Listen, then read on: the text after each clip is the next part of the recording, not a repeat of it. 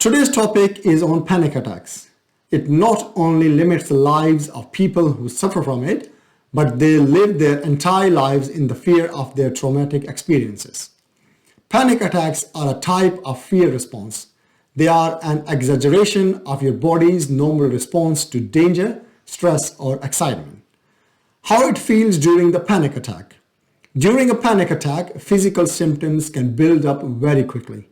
These can include a pounding or racing heartbeat, feeling faint, dizzy, or lightheaded, feeling very hot or very cold, sweating, trembling, or shaking, nausea, feeling sick, pain in your chest or abdomen, struggling to breathe or feeling like you are choking, feeling like your legs are shaky and you are unable to hold your weight, feeling disconnected from your mind, body, or surroundings.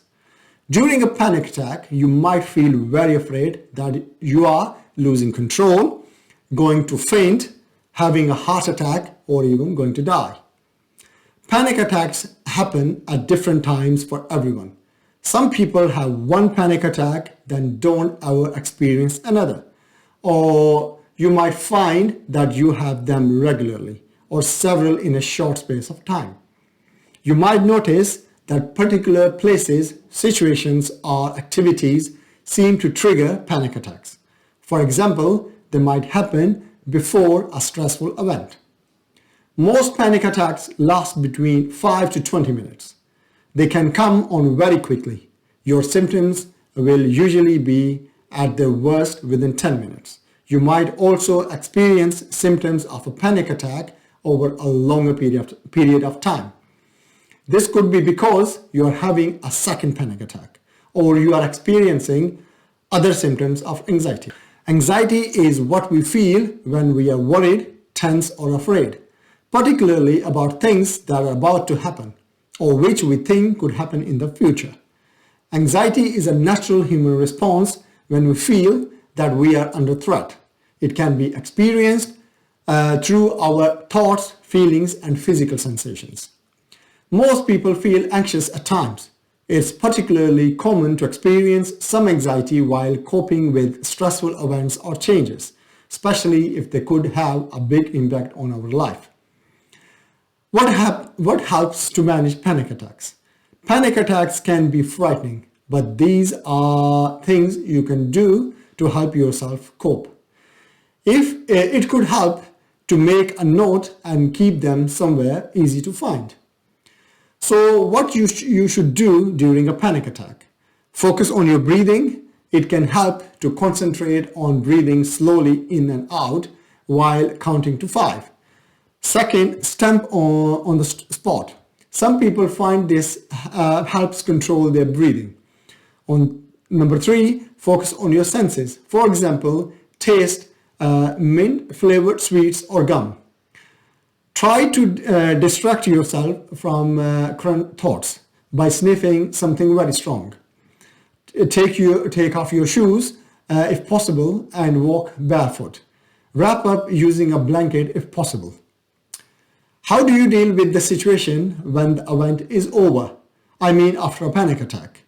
Think about self-care. It's important to pay attention to what your body needs after you have had a panic attack. For example, you might need to rest somewhere quietly or eat or drink something. You need some rest to get over the trauma you just had. It is very helpful to tell someone that you have had a panic attack, someone you trust. It could be particularly helpful to mention in case you have one in the future and how you would like them to help you. If they don't know, it might cause a panic for them by looking at your state. Panic attack is disorder, but there is another type of disorder which is called panic disorder. If you're having lots of panic attacks at unpredictable times and there doesn't seem to be a particular trigger or cause, you might be given a diagnosis of panic disorder. It's very common to experience panic disorder and certain types of phobias together. People who experience panic disorder may have some periods with lots of panic attacks, but have a few or no panic attacks at other times. This also means having regular or frequent panic attacks without a clear cause or trigger. Experiencing panic disorder can mean that you feel constantly afraid of having another panic attack, to the point that this fear itself can trigger your panic attacks. The cause of panic attacks is hereditary. Some people carry genes that predispose them to the condition. This disease is more common in women than in men. One may never encounter them in a lifetime, while difficult situations in life or the presence of a stimulus will highlight the disorder. Let me try to explain this with an example. For some people, a phobia can be a trigger to their panic attack. If a person is using an elevator and the elevator breaks down, which might make them think they will not come out of that metal box alive. So this incident will become their phobia for the rest of their life. Whenever they will use the elevator, they will keep on thinking, what if this elevator breaks down? It's also a possibility that the person may never use an elevator again in their life. The treatment of panic attack is CBT, cognitive behavioral therapy.